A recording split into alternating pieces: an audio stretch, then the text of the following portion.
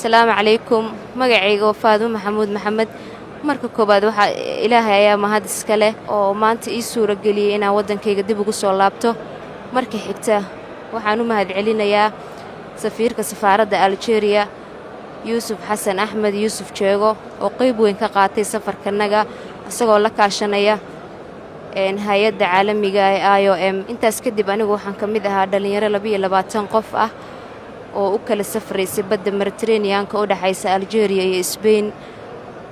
waxaan baxnay 29 May maalin cabaar markaan soconay kadib waxaan nala gudoontay doonta halkaas ay ku geeriyoodeen dhammaan dhalinyaradii walaalahay ahaa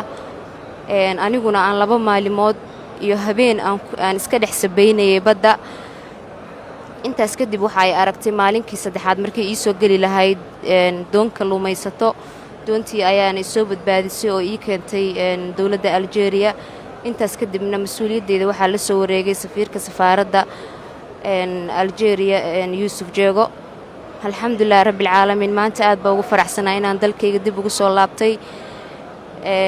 waxaan dhalinyarada Soomaaliyeed kala talinayaa in aysan tahriibka aysan fududaysan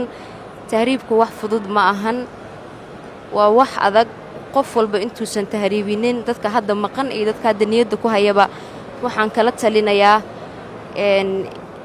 inay inta aysan bixin ka hor ay gartaan qiimaha naftooda tahriibku markii aad baxaysid waa lagu fududaynayaa laakiin markii aad gudaha u gashid waxa ogaanaysaa xaqiiqada waxaan kale u tacsiinayaa dhammaan dhalinyaradii saaxiibaday ahaa oo maanta nasiibka anigu aan yeeshay